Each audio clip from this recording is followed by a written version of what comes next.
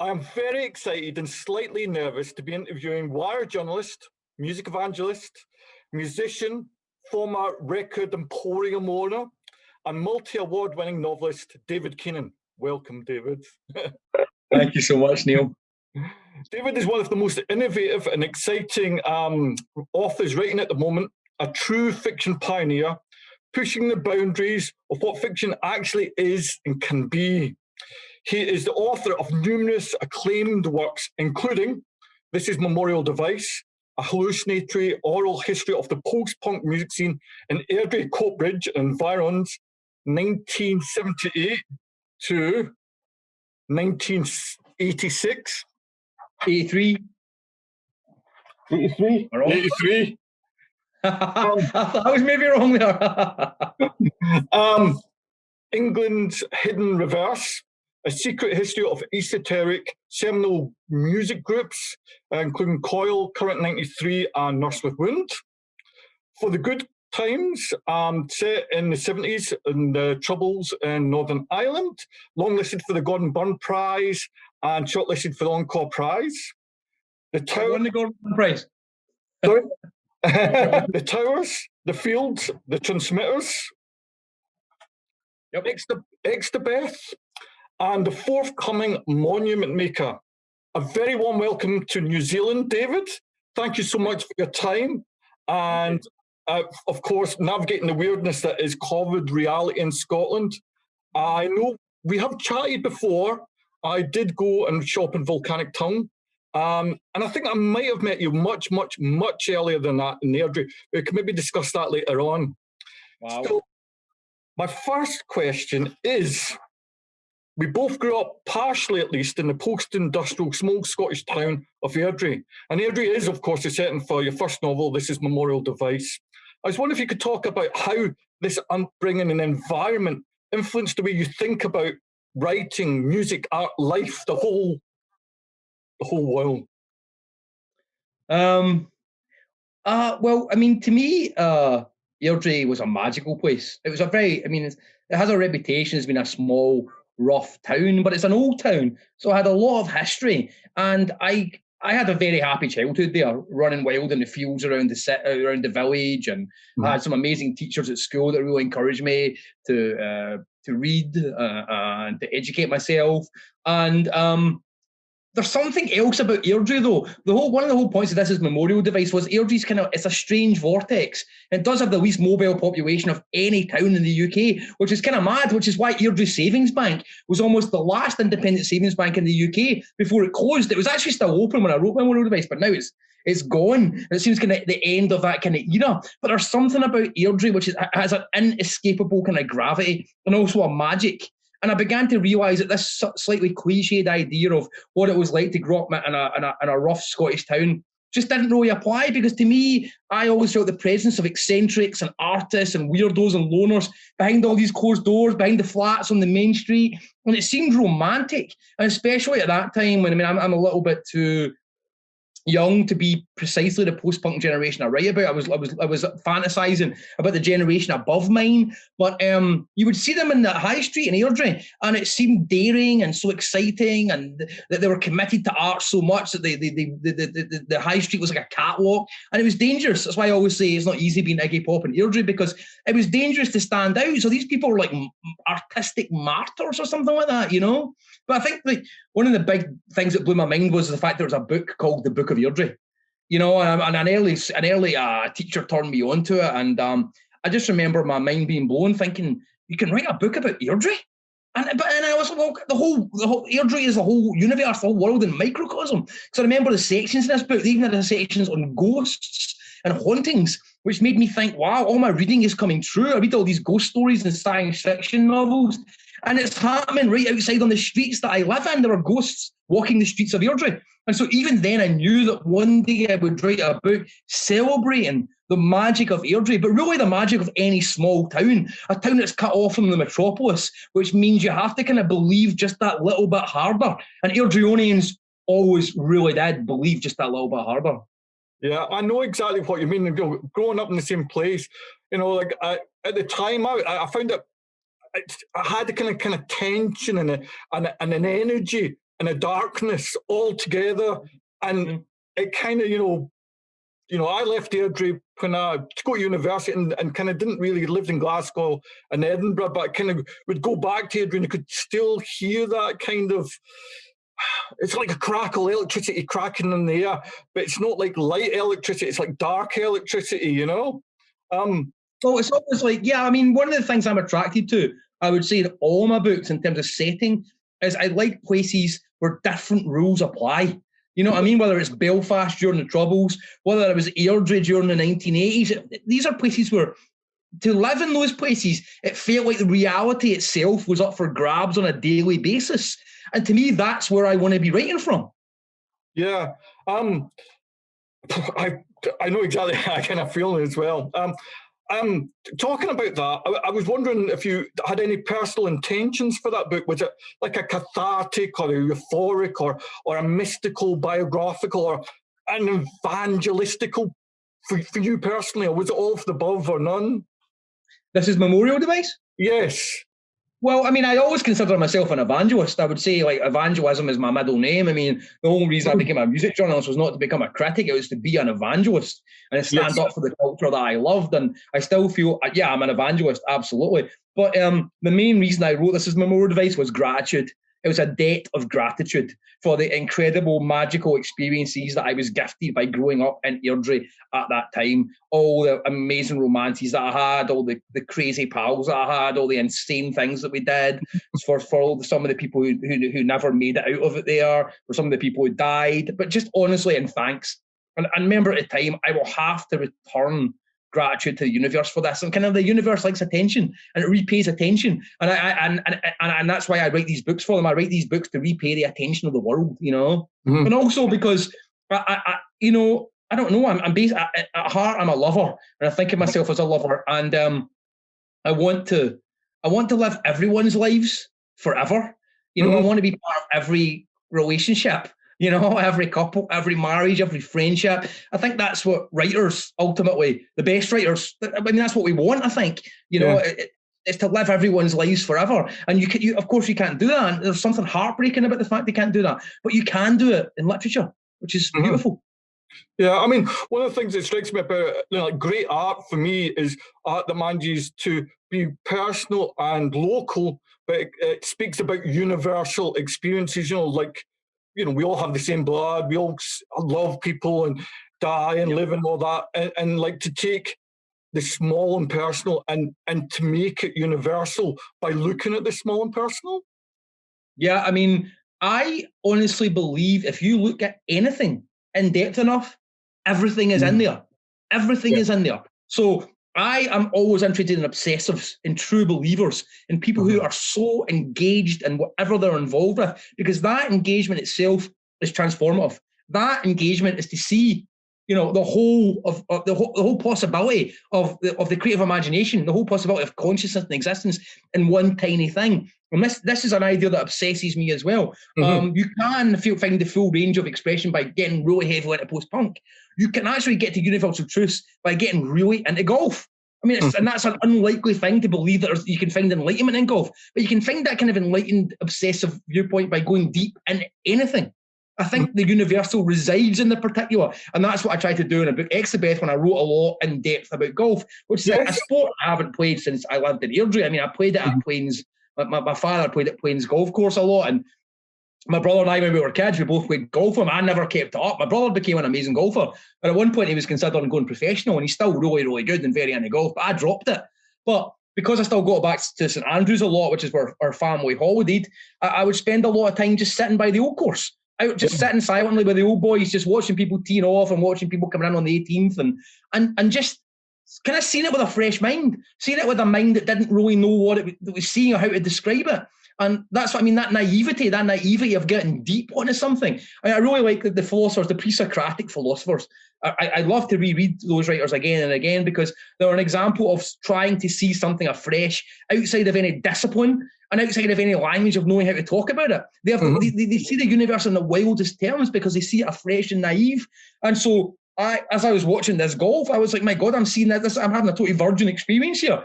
And I don't really know how you talk about it, which is another reason why I never read any Scottish authors before I wrote This Is Memorial Device, because I didn't want to know how people wrote Scottish novels, or how people talked about the experience of growing up in small towns in Scotland. I wanted to come at it naively and obsessively, you know? Yeah. I know. I think that you're a fan of William Blake, and Blake talks about that, seeing the universe in a grain of sand, that kind of stuff. Yeah. Do you think that places that have a kind of like which is perceived as from outside as a deprived culture, have that weird side effect of creating, people that are really creative, David? Or do you think that's just a kind of urban myth?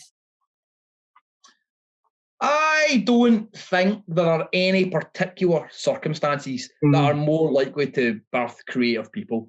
I don't really believe in sort of aggregate identities, that anyone, that even because you share a background with other people, that you really have anything in common with most of those people, or that most of those people will turn out in a certain way. I mean, I will say there's been an odd preponderance of creative people coming out of Airdrie, certainly in recent years. But no, I don't believe that any kind of a certain level of deprivation makes you more creative. In fact, I would say the opposite.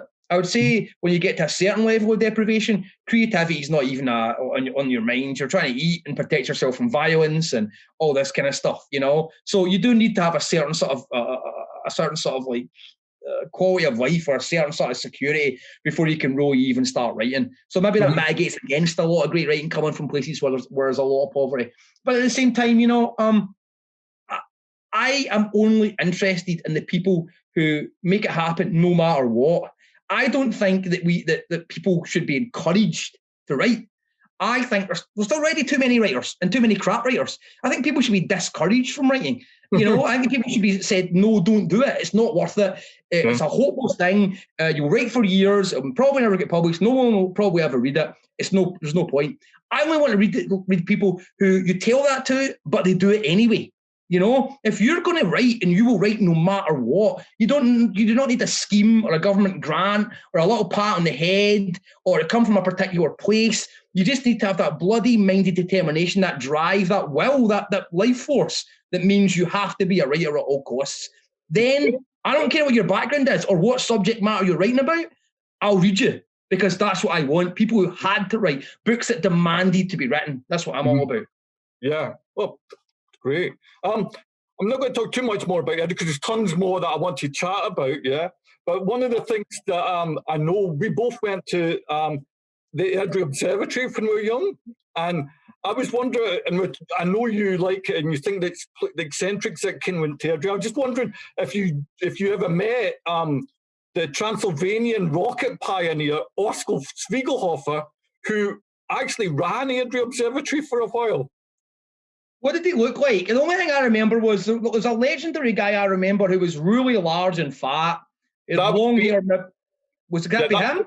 No, that would be Ian. Oskar was a much older gentleman. He'd be in his 60s or 70s when I was there. And I always thought it was really strange because he simply studied the fundamentals of rocket pioneering way back in Transylvania in the 1920s and knew Werner von Braun and all this kind of stuff. And ended up in the Airdrie Observatory as a chair there. And I just thought, that's so weird. It's so weird, but it's so Airdrie. It's so devoted. Yeah. I even remember that guy, Ian. I remember at one point he predicted that a meteor was going to hit the west of Scotland, and he recorded a videotape message from the Highlands that he delivered to the Astronomy Club to tell them that we were now probably destroyed. If you're watching this, you survived a comet. And we watched that Airdrie video astronomy at the Astronomy Club. We watched it on video, and then we climbed up onto the dome and we waited for this meteor that never came.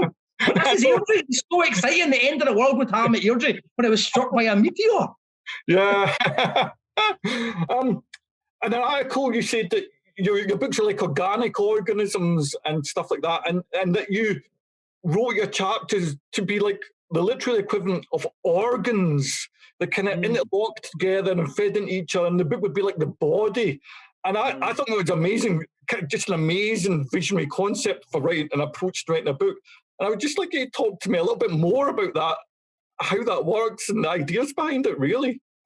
Well, I mean, I began to have, I'm a huge fan of William S. Burroughs, huge fan. I love him. In fact, as I grew older, I become more of a fan. I think maybe as a young man, I was definitely romantic sort of Kerouac, Ginsberg. Mm. You know, I love the romance of those writers.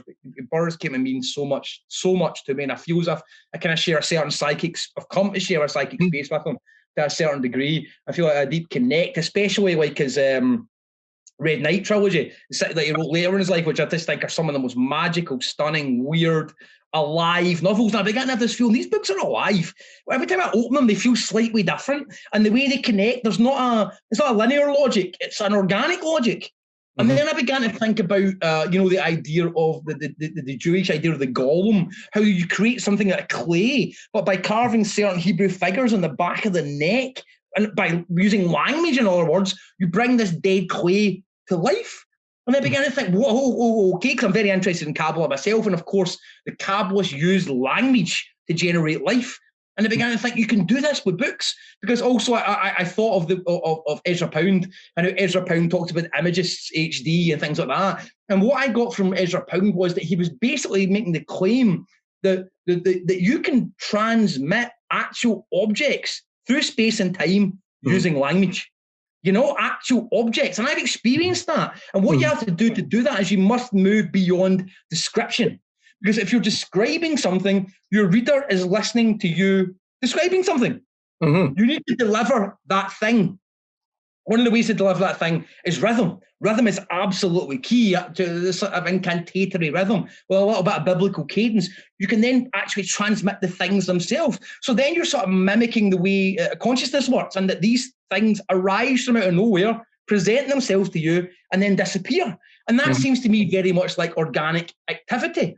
And as I was writing these books, I began then to realize that I wasn't thinking these books up, that there was no one thinking these books up. These books were coming into life in some kind of way. And the bargain I kind of made with them was, okay, I'll bring you into life, we'll get these books out, and then you can go out and have your own life.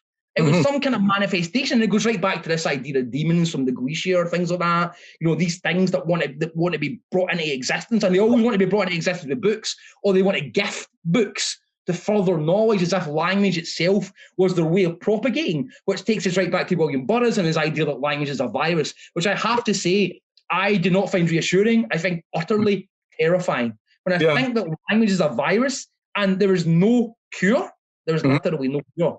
All you can choose to do is tune out, but you can't cure yourself of language. That's terrifying. Yeah, it's interesting, because I was going to ask you a question about William Burroughs and that exact quote, because I always think about all the dialects in Scotland, and Glaswegian be different from Aberdonian, and the dialects in Airdrie, and I was wondering if you think Airdrie's and Scotland in particular is an environment where that concept of language being a virus and it spreads between little communities is particularly pertinent. Yes, absolutely. But I would have to throw in Ireland with that as well, because I think they both have an incredible faith in language and the transformatory power of language, but also language as performance. Language as performance, to the point, if you can perform it so well, you can actually reach a point of epiphany. And this is why, like my dad and all his Irish brothers, who were illiterate, who couldn't read or write, but yet had huge faith in language, they would compete to tell the best story. And the best story would be performed. This is a big influence on me as a writer as a kid. That's why I knew I'd write For the Good Times, which is set in the Ardorian, and about young men who are members of the IRA. Because I would listen to these guys talk. I'd be, my God, these guys are absolute geniuses with language. They're so creative with language, and they're so funny. And they can turn even the most terrible, violent, mad story into the most funny, affirmative thing you've ever heard in your life. Yeah. They were like alchemists. They were my first exposure to the magic of the word. Was my father and his illiterate brothers. And I began to realise that Scottish people, Irish people, they're natural Kabbalists, because they believe that if you can keep turning the words, turning the letters, they believe in the endless permutations of language. There is epiphany. And not just epiphany, there is redemption. There is redeeming of your own story through the best telling of it. Yeah. That's beautiful to me. Yeah, that's... I totally agree that after reading For the Good Times, and it's like you can see that in there. I was going to ask a little question about the Good Times. So think you said something like you kind of look at that modernist things, and it's like that Joyce thing where you say yes and you try to embrace the wholeness of everything, yeah. And then for the good times, it got some criticism for like romanticizing violence and stuff like that, which I didn't actually see myself. I thought it was more like just being honest about how each character is rounded, and it's not making any. There's no moral judgment. It's actually trying to be invested in the character. Is that an accurate? There's no moral judgment. I mean, I make no moral judgments about anything. I don't think true art makes moral judgments. That's not what art is there to do. I think art is there to redeem what it means to be human and to turn it and to make you see the magic and the tragedy of it clearly. I think that true art is on the side of the killer as much as on the side of the victim, because it's on the side of humanity and it's on the side of how complex humanity is. I thought it was pretty funny to get criticised for glamorising violence, because violence is glamorous. And unless we can actually face that truth, we're never going to get deep into understanding the nature of violence. Why do we watch The Sopranos? Why do we like Martin Scorsese movies? Why do we like boxing? You know, why am I excited watching a boxing fight? Why was I excited seeing my dad punch somebody through a plate glass window? Because it was a disruption of reality. Suddenly different rules applied. And I was very frightened. My dad was a street fighter. I was very frightened the first time I saw him really seriously damage a guy. But I was also incredibly excited. It was like the possibilities of the world had changed, you know? So I wanted to show how, you know, those men in For the Good Times are ultra-violent. They're ultra-violent. Beside you could say they're violent psychopaths. But yet, I cry when Tommy dies in that book every single time. And I wanted to set you up to the point where you warmed to these guys. You liked these guys. You saw them as human. Yeah. And they killed people. Because guess what? Fully human people kill other people all the time. You know? And the weird thing is, there's a weird sort of thing right now, and it makes me super uncomfortable. There's a sort of level where people want to say, they just want to find out if you're bad. What they don't want to analyse you as a writer. They want to say, are you good or are you bad? And one of the ways they do that is, like, if there's violence in your book, they kind of want to insinuate, I think you like that. I think you wrote that violence because you like being violent, which is absolutely incredible and terrifying. If we can really censor every dark thought in everyone else's head. What's that Bob Dylan line? If my thought dreams could be seen, they'd probably put my head in a guillotine. That stands for every human being on this damn planet. And if we cannot exercise this darkness, this violence, this inherent violence that comes from our animal nature, which, let's not forget, we are, like Michael McClure says, when we believe we are more than animals, we are less than animals. And I totally agree with that 100%. We need to come to terms with that. And this whole policing of you're doing bad things in your book, no, I'm coming to terms with bad things that lurk in the psyche of all humanity. I'm writing from the soul and the spirit of humanity in terms of that. You know what I mean? That's where I'm coming from. And you cannot, what do you want me to do? Have brackets say the author does not approve of this. By the way, this was bad. I mean, imagine spending 3 years writing a novel about violence just to make the point that violence is bad. Well, I don't need to spend 3 years writing a novel. I don't want to get punched in the face. I know that it's bad. You know what I mean? But I also know that it exists and it's a reality. And sometimes it's a necessity. And you know what? See, if I'd been in the position of those boys and they are dying, like my dad and his brothers, the idea that I wouldn't have done the same, it's ludicrous. The idea if I'd been born on the Shankill and I wouldn't done the same as the boys in the UVF, also ludicrous. We have the luck and the randomness of where we were born and where we grew up. We did not choose that, and we did not choose our fates. And our fates are much more command over us than we have over them. And so I have the utmost sympathy for people who are driven to act out their fate no matter what, because every one of us is. But I love, what amazes me, and this is what I love, I love the fact that truth and reconciliation was possible in Ireland, because at one point I've just said there's never going to be a peace in Ireland, and truth and reconciliation is possible. And one of the things that moved me so much is when I would see people from opposing sides, people who had caused incredible violence to those same families, shook each other's hand and said, we did what we did because of where we were and what happened, but I can respect you playing your role as much as you can respect mine. I think that is the best that humanity can possibly offer. Oh, thanks for that, David. That's great stuff. Yeah. I'm going to change tack a little bit. Yeah. Talk a little bit. Philip K. Dick famously used I Ching to choose the direction, help them define the directions if you go. I want to let fate decide. I don't want to be the author, the godlike author that does it. And I know that you yourself created autonomic tarot with Sophie Hollington. Tell me a little bit about the creation of the tarot cards. Do you use any techniques like that yourself? Do you use the tarot cards and yourself? No. That sort of stuff. I never use tarot cards. Never. I do readings for other people. I never consult them myself, because even if I think it's funny that Phil K did the I Ching, because I think Phil needed to make one more leap beyond that. And the whole point is that there is no escaping fate. There is no escaping fate. You have no idea. I have no idea right now the next words that I will say or what will come into my mind. There is no me behind me preparing a sentence right now that I will then present to you. These things are simply happening. And they're as fated as anything else. And what came to me through writing a book, and obviously Philip K. Dick came at the same point, is he began to realise it is not me writing this book. And at first what you try to do is you have strategies for getting yourself out of the way. But strategies for getting yourself out of the way are no different from you being in the way. There's no way to get yourself out of the way because there is no one to get out of the way of. So once you realise that, I think tarot cards, I Ching, all these things, they're ways of pointing to the sort of intuition that I think humanity has had since it first existed, that we are in on the game. We are part of this unfolding. We are not separate agents who are able to act on it. We are part of the unfolding nature of it. So when people laugh and poo-poo and say astrology and tarot, what a bunch of rubbish predicting the future. Well, I understand what you're saying by that, but what your misunderstanding is that it's a deep intuition, that there's no free will. There is no free will. And ultimately, I don't believe there is.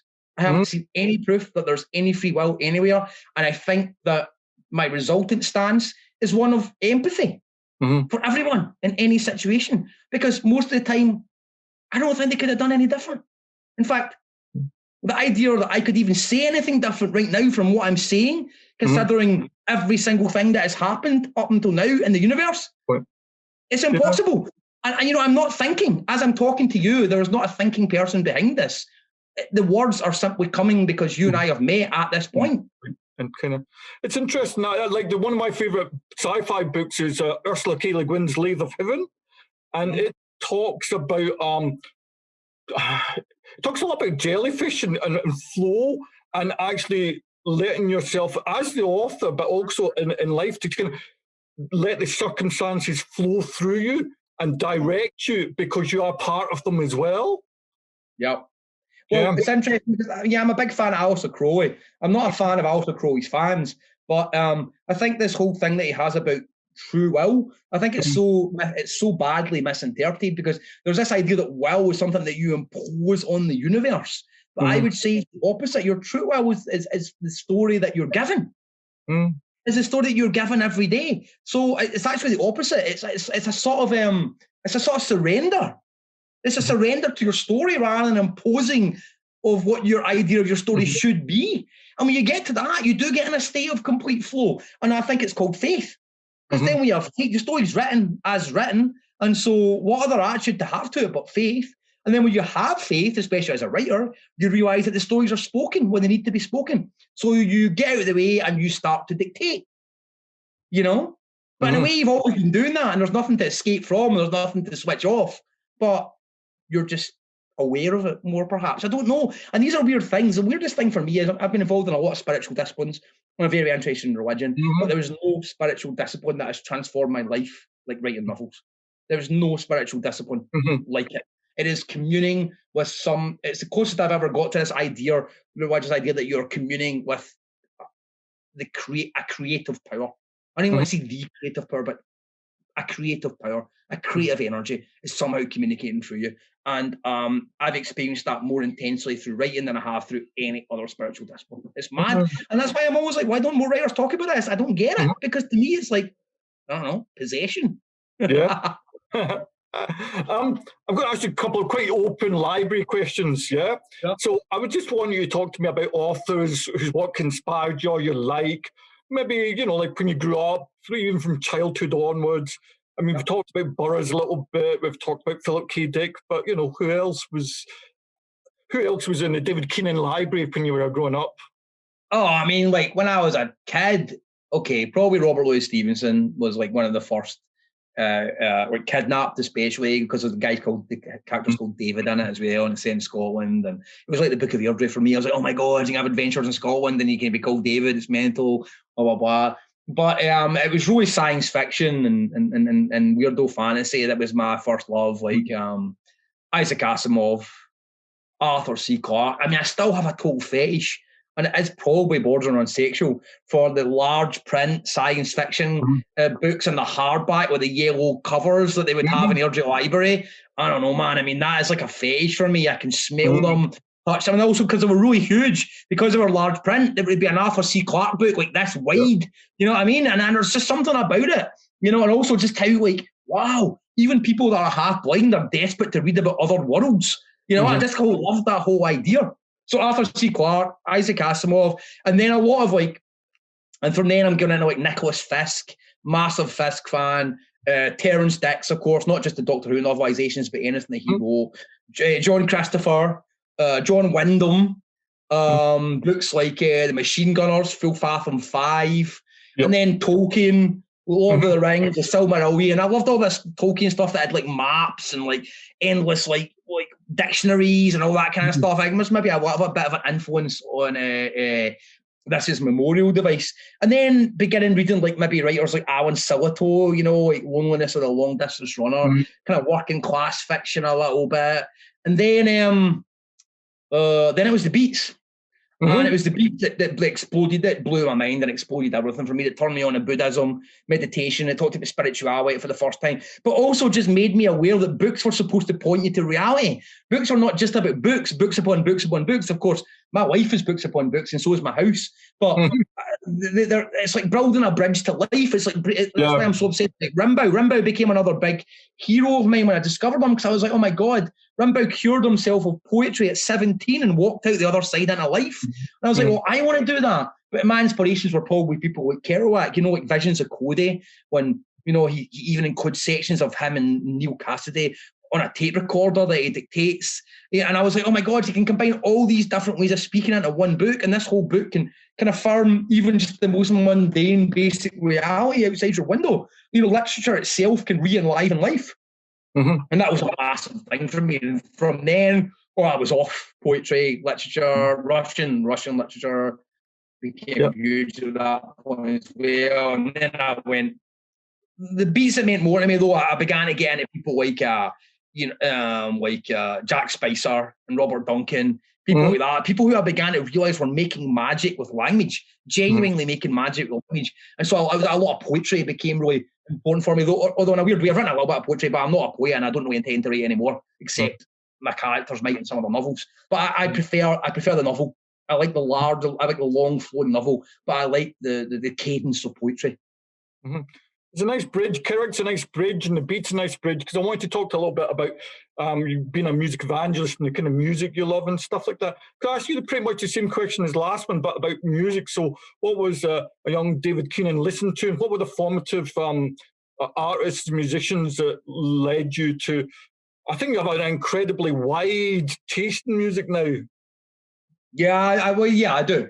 I listen to a lot of different stuff, man, for sure. I'd say early on, like, heavy metal was kind of my first love as a kid, man, because I just really wanted the wildest guitar stuff that you could hear. And as a mainstream kid, growing up with not a lot of access, no music, not reading the music press and not a lot of access, I knew some friends in my street that had pretty good heavy metal collections.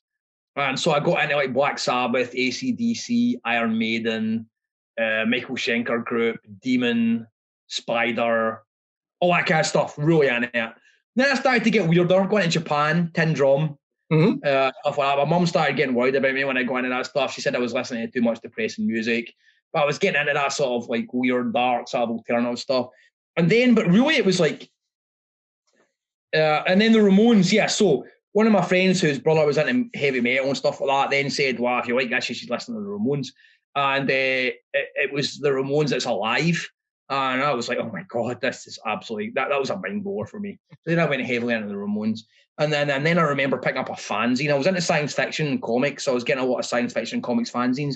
The things I liked about that stuff was that culture was really DIY. And I really liked the fact that they could print their own zines, so I would buy zines. And also, Airdrie Astronomy Club, Astra, and all that stuff, they printed fanzines. I don't know if you ever saw some of those zines. Do you have any now still, Neil? I don't actually, but I probably know people who do. I'm pretty sure if I saw them, I'd feel the same as I do about those large print science fiction novels. But they were one of the things that got me into music, because I saw the DIY publishing and I loved that. And then I went into Virgin Records in Glasgow on Union Street, and they had a fanzine section. And I was like, wait, is this about weird music the same way that we do about astronomy? And it was. And I realised these groups are in Glasgow. And so one of the groups that was interviewed was the Pastels. And I saw they were playing a show, and so I went on my own and didn't know anyone who liked weird music when I'm on that show, and that was 1987, April 1987, Pastels and the Vaseines at Fury Murray's, just down by the Clyde. That changed everything for me, everything. I mean, I was a total square at that point. And I looked around that room, and everyone looked like they were in the room once, and I was like, everything has changed for me, you know. And it did. After that, I began writing my own fanzine and became a music writer, and here we are. Yeah, it's interesting. The moment in Wellington at the moment is a really big zine. It's kind of graphic zine, and it's all about that homemade DIY aesthetic. People just go and do it. If you want to write or do illustrations, just go and make it and create it. And then the library will then take them and we'll put them on display so people can come and have a look at these handmade things. And it does make me come back to those sort of times. Like, that's awesome. Yeah, it's great. Music and obviously other art forms very clearly affect you, right? And I think you perhaps see it as a whole. Can you perhaps tell about how you think about does music and maybe the forms of music or the forms of art seep into some of your writing, David? And yeah, I mean, my books are filled with different art forms. Yeah, like from sculpture and painting to film, but I don't know. I mean, writing is still literature and writing is still the most important thing. I mean, I have a kind of weird. I have a hierarchy of arts, definitely. For me, literature is number one. Always will be. It's my main obsession. After that, probably music. After that, probably painting, and then well below, like film, TV, stuff like that. I prefer the visuals of a novel to the visuals of a film or a TV for some kind of reason. But yeah, it's all impacted me. I mean, I was so desperately devouring culture when I was young, you know, whether it was painting, whether it was movies, whether it was all these things. But again, I think it's about how you alchemize these things. The frame around the painting, I began to realise, is the frame you need to put around every single view you have per day. Is a frame you need to look at the slight odd things in your life. That's why I like I don't really like a lot of avant-garde painting particularly. I like landscape. Landscape painting is my favourite painting. But I also like knives. Yeah, I mean, I like landscape painting because it just makes me re-see. And I think the art of seeing is kind of a lost art as well. And through my books, my whole thing is I want you to be able to see through text. I think my books are quite visual. I mean, I think For the Good Times, particularly, I wrote that as a series of visual extravaganzas in a way. I dropped you in this scene and I wanted you just to watch how it unfolded. So I'm influenced by these other art forms, but ultimately I think literature can make the best of what all other art forms do and combine it in one, you know? Yeah, it's interesting you should say that, because For the Good Times is the one that I read, and it had the most kind of visual, you know, you felt that you could see what was actually happening to the characters in your brain, you know, rather than like, this is memorial device for me. It was more like it was like a feeling. It was kind of like strange that it felt like kind of you were writing about some of my bits of dream about those times. Well, it's weird because I feel as if like this is memorial device is very consciously a written account, whereas For the Good Times to me is a spoken account. You know, which maybe accounts for why it's a little bit more visual. I don't know. But it's interesting that you can even differentiate between a written account and a spoken account when they're both words. Yeah. What says to me goes back to that last question, which shows to me how the literature or language can contain all these experiences while never really being one of them. You know? It's got a multitude of voice. I've got a question about that later on. But I'd like to ask you about Monument Maker, which is going to be your next novel. I think it's due in June this year. And so I was reading your publisher's blog, and it says, A Lost Summer's Romance, and a meditation on the history of religious art and set in the great cathedrals of France. Could you tell me a little bit more about that if you want to? You might still. And I also wanted to ask you, you famously said that you don't do any research or take notes. How are you approaching a book about the great cathedrals of France without deliberately going and researching it? Well, again, it's kind of like I wrote about golf. I kind of just turned up at the cathedrals and wrote about them without really a lot of knowledge. But at the same time, this book sort of was coming from, I was a churchgoer. I mean, my mum sent me to Sunday school from as I was a kid. So I have the Bible and church like just in my bones. And I think that biblical cadence at heart is maybe behind the rhythms that I like and the way I write. And I read the Bible all the time. I'm fascinated by it. It's one of the books of our culture, and I think any writer needs to sort of have it in their DNA a little bit. And although I whined about going to Sunday school and I would always dog off and go down the glen and make a rope swing or whatever, I'm actually retrospectively quite happy that I had that education in the Bible. But then all of a sudden, all over again, me and my wife started going to France a lot as well, and I began discovering all these really eccentric books. I'm a collector of eccentric books. And I found this book that Faber and Faber had published, back in the day in the 70s, called Incised Ephegeal Slabs by F.A. Underhill. F.A. Greenwood, I think so. I always get those two mixed up. And it's a 2-volume hardback set in a slipcase of a guy who goes round and finds every incised ephegeal slab in churches or cathedrals or graveyards in the UK and writes about it. And I just thought, I love this scene. It's so eccentric. All these weird guys doing this weird stuff. And then I found this other book by a woman called Joan Evans called Monastic Architecture in France. And it was just endless photographs of monastic architecture. Lonely monastic architecture by a weird eccentric woman who decided to go around and preserve them all. Maybe that's not even this. I might be getting my dates wrong. Could be early 70s. And I just was so, every time I was feeling down, I'd pick it up. I mean, it's this size. I would go through it and I would just drift into this other world. And I just began to realise that's what exists in this world for a bit. So I began to write a book that I realised was starting to exist in this world with no knowledge, with the knowledge I'd gleaned in the back of my mind through books. I didn't really check anything much, or just only the things that stuck in my mind I would put in there. But then this whole book started in 2008, I need to say. It took me 10 years to write it. And initially I began writing it. It was called The Tomb of the Song. And The Tomb of the Song is now a book within this book. But I was finding it so intense and difficult that I felt as if I was on the verge of a mental breakdown through it. And my wife kind of discouraged me. She was like, you need to stop writing that 2 minute song because you're talking about it every night and it's affecting you. Because the sweep of the book runs from, it runs from the Bible. It runs through the siege of Khartoum in the 19th century. It runs through intensely the Second World War and the concentration camps. And it runs through the 1980s and 90s and up until the present day. So it has a kind of sweep. I've never done anything in terms of that ambition, but it's called Monument Maker, and it's about repeating summers. And it is a love story, but it's also about making monument. What do we mean by making monument? Is it possible to still time? Is that a good idea or an evil, terrible idea? And at what cost will we go to extend human life beyond what it is? Do we really secretly believe in our making of monument that perhaps we can legislate death out of existence? And I believe that behind utopian thinking on the left and on the right, there was a secret belief that if only given the right society, the equal society, with only given the right legislation and the best government, death itself can be held at bay. It can't. Yeah. And Monument Maker is about a lot of these things. It's about a lot more than that as well. I mean, there's a whole section set around the siege of Khartoum by the Mahdi, by Muslim hordes, as Gordon of Khartoum holds them off. This kind of colonial myth that exists. I became very interested in Africa and colonial history, jaw-dropping as you start to read it. And so I took myself back to Khartoum, and kind of like I do in For the Good Times, I positioned myself as an average person in the town of Khartoum under siege, and I took it from there.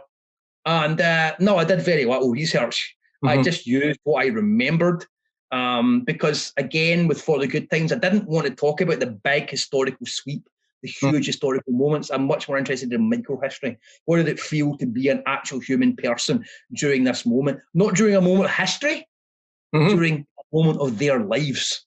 Yeah. You know, more importantly, I want to situate history in people's lives rather than people's lives in history. It sounds brilliant, David. I can't wait to read it. It sounds excellent. I love that idea. I was thinking when it's like, what's it? Talking about Philip K. Dick and The Man in the High Castle. And it's interesting because it's like big historical, but it's actually about the domestic and the minutiae of living in a society like that, rather than what the powerful leaders or the big global events are. It's people going to shops and all that. And it actually kind of, in a way, says a lot more about what that would be like.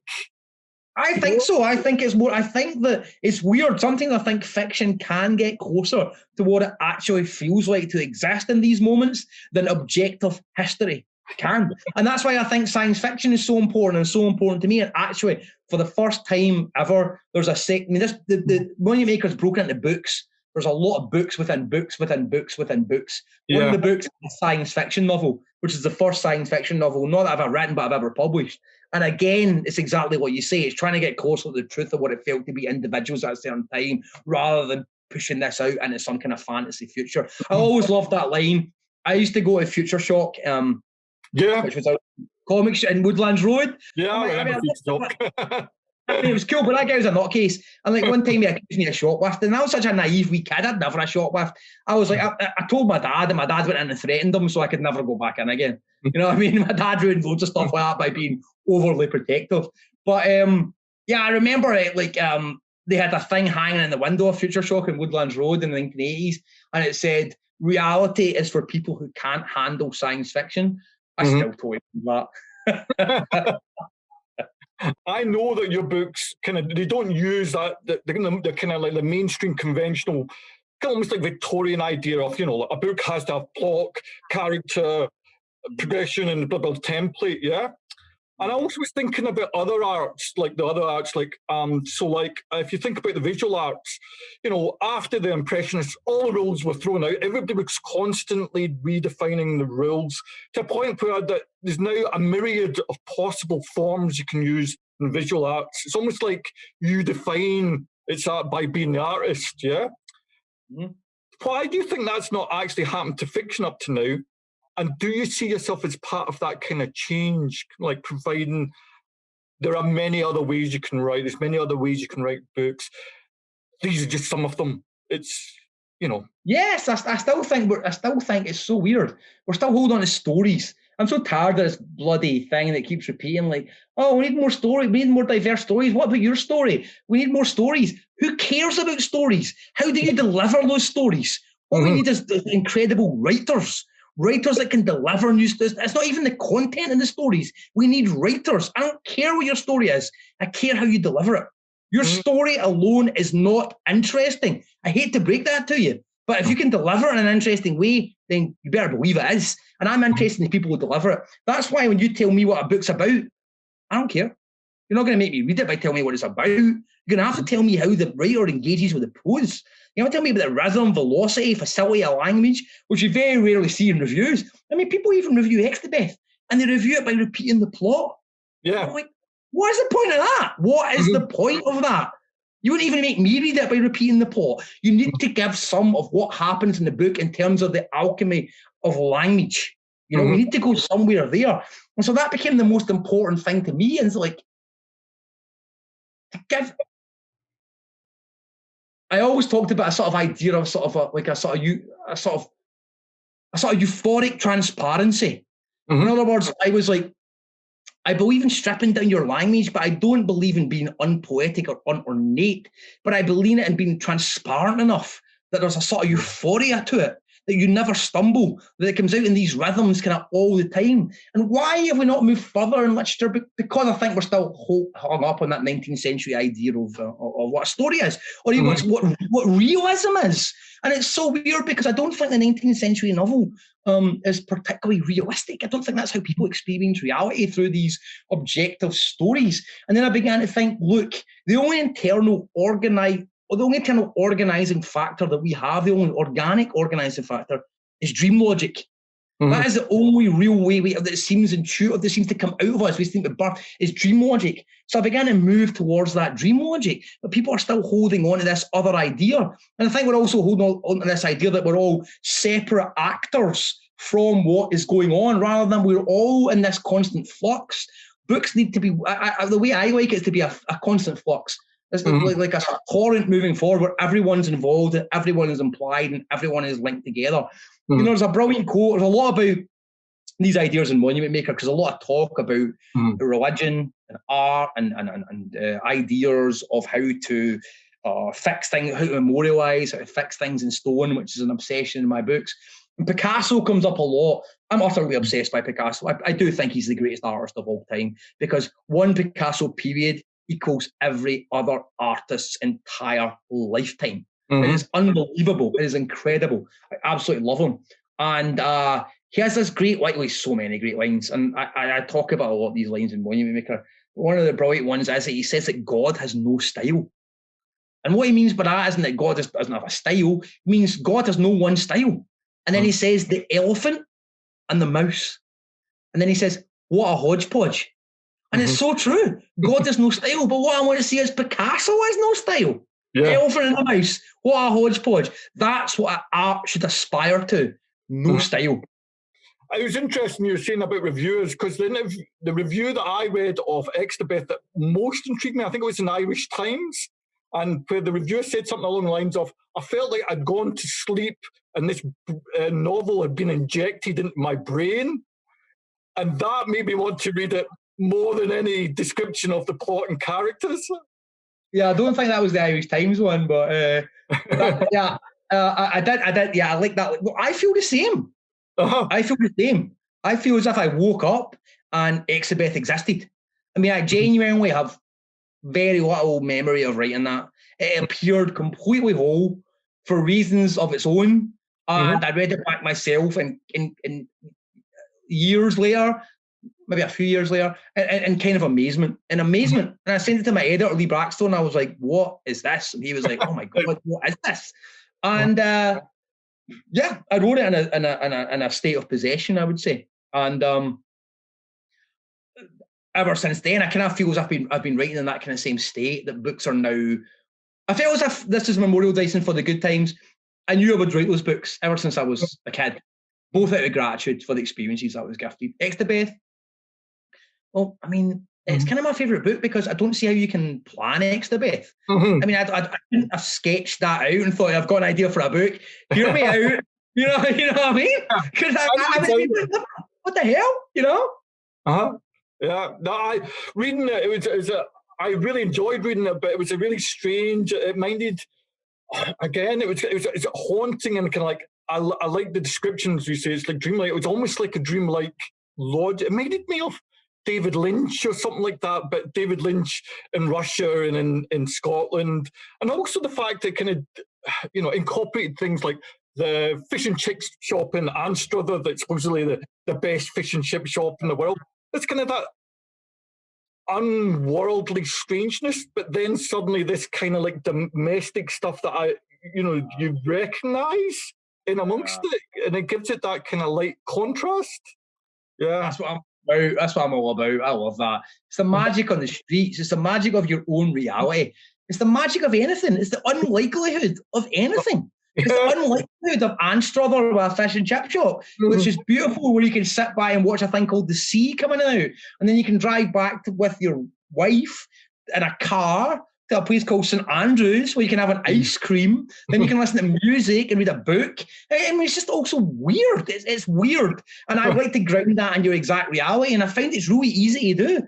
All you do is name things, actually name things. Don't keep it vague. It's going back to your question earlier on, Neil, about the specifics. There was more magic in the specifics than there is in vague generalities. Yeah. Can I ask you just a big controversial question about music, yeah? And it's going back to, so it's like, is everything permissible in music now? I'm thinking about this, it's really easy to make music now.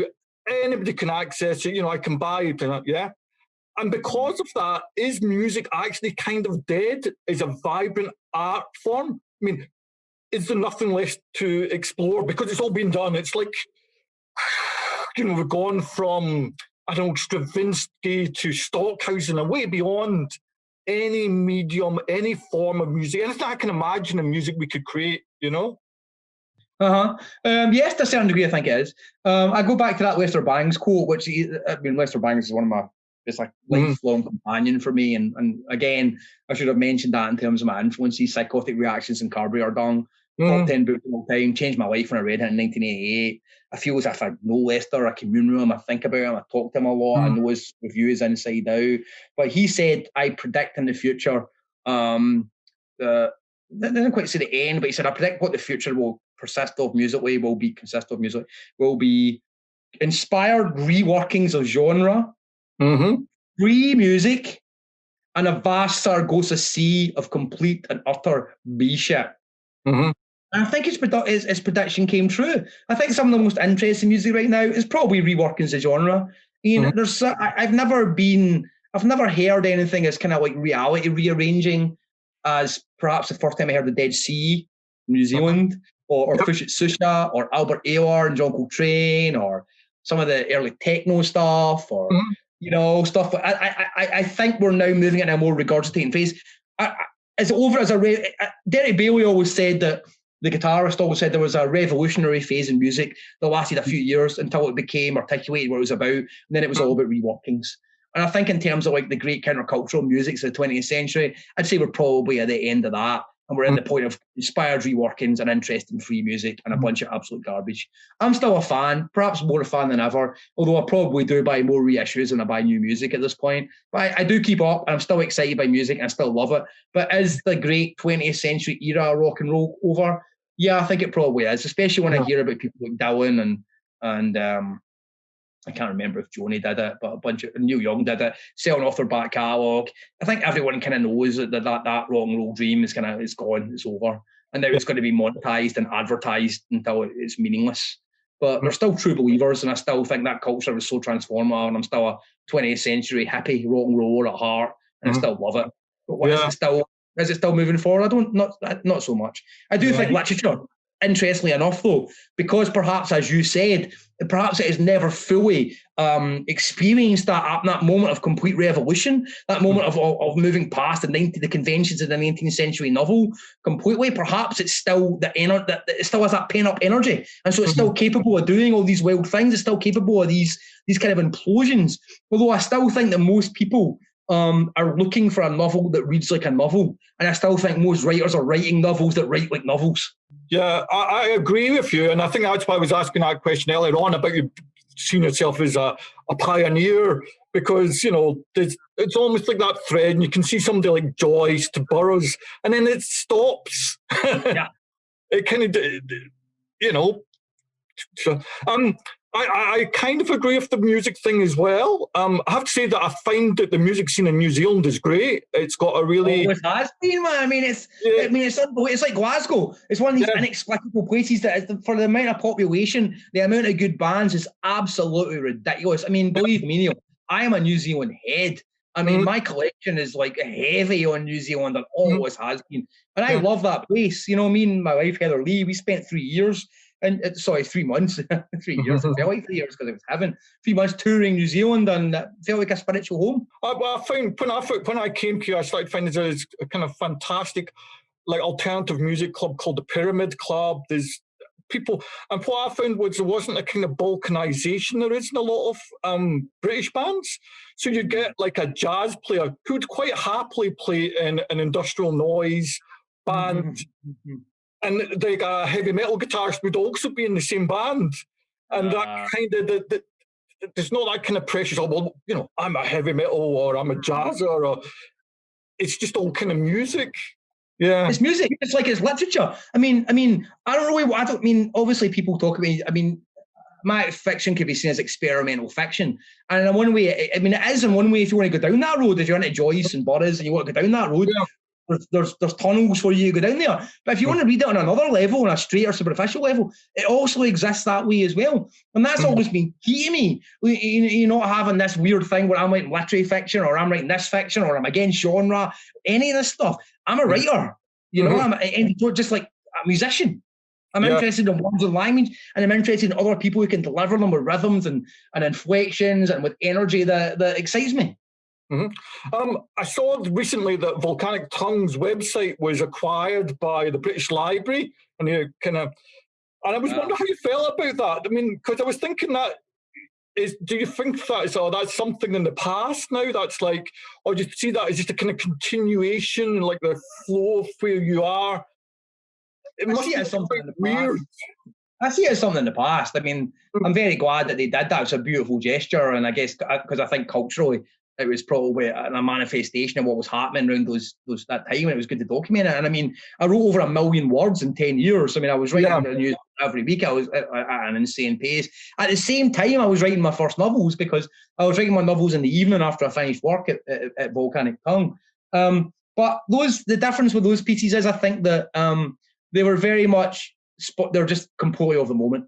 I didn't even, there was no editing, anything like that. I shot those things off and I banged them out, and I liked it. And in a way, maybe it was 10 years of practice of helping me write novels, of just getting in that spontaneous flow. And sometimes you have to review like 30, 40, 50 albums in a week. You just sit there and you just start going, and you need to come up with a new vibe, and you need to engage with their new sound and what they're about straight away. So yeah, I think it was a pretty good, sort of whatever they call it, priming for training for becoming a novelist. But it was never meant to be anything that lasted any more than the moment. But perhaps because of that, it is interesting to look back, because maybe it's very much of that moment.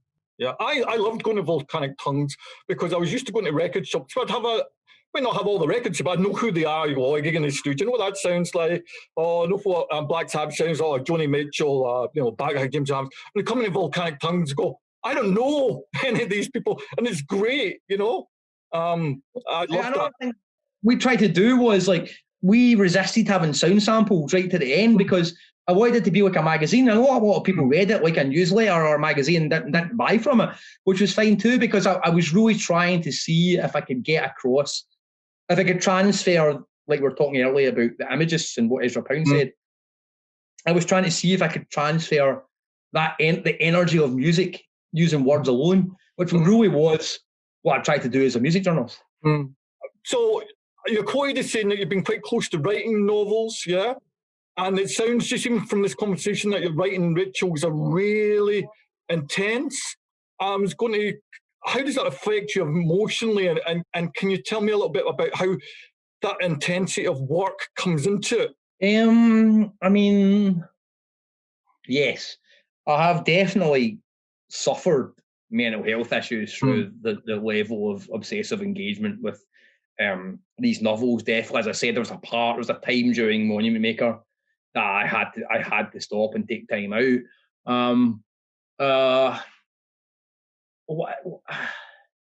Because there's a thing where the classic definition of madness is voices in your head, and authors, even Memorial Device, there's 40, 50 characters. So you have all these voices in your head, and they're always competing, and they always want attention, and they want to be written about, but you've got to know what the voices are right for the book, and whether they're just bullshitting you or whether they're just annoying you. So I have all these rituals now. I don't quite have rituals for starting writing. I have rituals for stopping writing, for stopping voices. So during the day, if I'm out doing something that is not technically, unless I'm sitting down right where I am right now, in front of my laptop with my keyboard out, then I am not thinking about writing. I do not allow it. I never take notes. Never, ever take notes. I think it's the worst idea ever. What I do is, if an idea comes to me, I'm like, not now, I'm doing something else. If this idea is worth anything at all, it will come back to me when the time is right. And if it doesn't, well, then it wasn't worth dealing with. So I immediately dismiss. It's like a banishing ritual. The lesser banishing ritual, the pentagram that magicians use or something. Writers don't have these. I've had to develop my own. So I need to be able to say, no, I'm not in that zone right now. Come back to me when I'm ready. And then when I sit down, I sit and I listen. I genuinely listen, and I wait for the voice of the book. And if you've been working for a book for a bit, or sometimes even immediately, you hear this voice, and then when you're listening, you can hear when that voice is speaking, rather than just your ideas. I avoid ideas. I don't plot. I never plot. I never, ever, ever plot. Never. I always allow things to happen. And quite often things happen where you're like, oh, for God's sake. what, this makes no sense, or this is a nightmare, or why did that character do that? But I trust them because I have this whole thing that I'm not a puppet master, and these voices are real, and I allow them to be what they want to be, but I listen carefully to make sure I'm hearing them correctly. And sometimes they speak in like weird rhythms and weird grammar, like Anna Leah and Extabeth. I realised that when I was hearing her, that she wasn't inflecting her voice. Even when she seemed to ask a question, she didn't raise her voice at the end of a sentence as if it was a question. And I was like, she's so open. She's not questioning anything. There's something totally pure about Anna Leah. And so to get that voice down, I realised I had to remove all punctuation. No commas, no full stops, simply gnomic, direct, naive statements. Naive but very open and interested. She was so open and engaged. So it really becomes about disciplining yourself to listen, but it also becomes about disciplining yourself not to allow these voices to take you over or to disturb you, because you end up going to some dark places, and you can live in with these voices quite a lot, and especially Monument Maker gets pretty dark. We're talking about the Holocaust, we're talking about the Second World War, we're talking, there's a huge historic span, and it is tough to live in these books for a certain period of time. It's funny, I'm just finishing, although I wrote Monument Maker from 2008 to 2018, I've just been finishing editorial on it. I'm finishing the final thing, which is a final appendix. There's quite a few appendices, kind of like memorial device, but the appendices are books size alone. And I'm doing this final appendix, and it's kind of like, it's called Appendix Nebula, Church of All Summers. And I'm listing every single character in the book, but not just every single character, every unnamed character, every person glimpsed in the distance, every person who worked on the book, every artist and music writer referenced in the book, to build up this huge kind of choral symphony. It's all part of the same cathedral, the same monument maker. So I wanted to bring every single voice that was in it and build up this huge choral thing.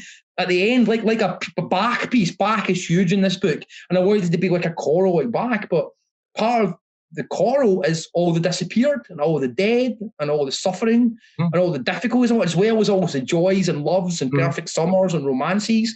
It's all part of the same huge choral construction, and it's beautiful and distressing.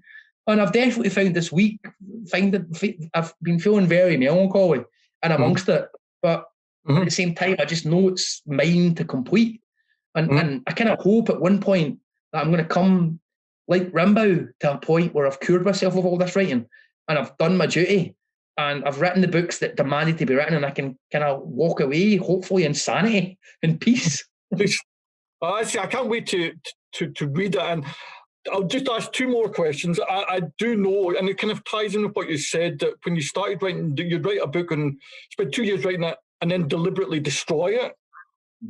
Is the process of writing books now that you're publishing them and stuff like that, it's almost like the same sort of thing. You're writing them, getting rid of them, writing them, and then you said stop. It's like that's that bit. I've emptied my brain of those things that I need to put down, and that's it. There is that. There is absolutely that aspect of exorcism. There is that, definitely. And all my books don't need to be published. I mean, I've written other books, and that I don't probably, well, who knows, but that I don't think I'll offer up to be published. I think books make different demands. Some of the packs you enter in with books do result in publication. Some of the packs you enter in the books result in immolation and destruction. Some of the packs you enter in the books just result in secret books that no one ever reads but yourself. And it's just to know the nature of those books. And I guess at the moment, I mean, I'm still writing. I can't stop yet. I did 2 new novels last year. I'm feeling that weird pregnant feeling at the moment of that I'm something's about to start. I don't even know what it is. I have no ideas. I'm not letting myself have any ideas about it. Once I finish this memorial device, Monument Maker appendix and some other work I've got to do, I know something's about to be birthed. I'm quite excited to see what it is, but I know at the moment there's no end in sight. So I have one last question for you, David. Yeah, you said. It said, I read something that you said at heart you're really glam, yeah? I think you did. I was wondering what you meant by that. It's like you got MC5, a T-Rex, a suite of bowling. Is it that kind of the showman-y aspect of that glam rock thing? I think it came, as I was saying earlier on, from like how my dad and his brothers performed, because they not only did they look great, they all wore suits and they smelled of amazing aftershave, but like they had loads of rings on, like some of these rings are my father's, and the way they performed would be they would tell a story, but it would kind of like it would involve a song, a couple of jokes, complete lies and myth making, and a little bit of reality, but told in the best way possible. And I think I was really in awe at the role of the storyteller, the role of the person who could make language magic. And it was so glamorous. They were glam, you know. They looked good, and I just love people who aestheticize life, who make moments magical, who turn up dressed up for any moment. For the most trivial, I dress up every day. You know, me and my wife get dressed every night for dinner. We cook a full meal every night. We bring it every single day. I'm not walking down the street in a pair of tracky bottoms and a pair of trainers and a hoodie anytime soon. I think you bring it. And I think the more you bring it, it's like the universe, I said before, the universe likes attention. And you dressing up is giving a bit of respect to the universe. So at heart, am I glam? At heart, honestly, I'm a hippie. Although I love punk and stuff, I'm a hippie. I like growing my own food. You know what I mean? I like a little bit of marijuana. I like peace. I like chilling out. I like sitting on a beanbag reading like Zen poetry. You know, I like living in a hut with a wood burning stove. I mean, if I could go anywhere, probably Woodstock in the early 70s is my ultimate place to live. You know what I mean? Basically, I'm kind of happy at heart because I love the DIY culture, the culture that does it yourself, whether it's growing your own food or publishing your own books. Ultimately, that's my heart, you know. The theatre of everyday life. And the other thing I was thinking of is like, I can see why you like New Zealand for me is like that kind of Woodstocky thing, you know, like one of the things that literally where I live at the moment, I can walk down to the beach in 5 minutes. And then at the weekend, I was watching a pod of dolphins fishing. No. It's so different from Airdrie. Well, is it though? I remember going up to like the pike pool up at Bootsy's Field and seeing all the newts and tadpoles and the pikes and all that, and just thinking, well, there's wildlife here as well, you know. And it didn't really seem that different, you know. There's a brilliant quote by the mythologist Joseph Campbell, which I always go back to, and he says something like, "You may not have the best seat in the house, but you've got to admit, what a show." And I feel that 100%, man. That's great. Thanks for that, David. I think that's a great place to end the interview. It's perfect. That was a great interview. I really enjoyed it, and I thought we covered a lot of really interesting territory. Wow.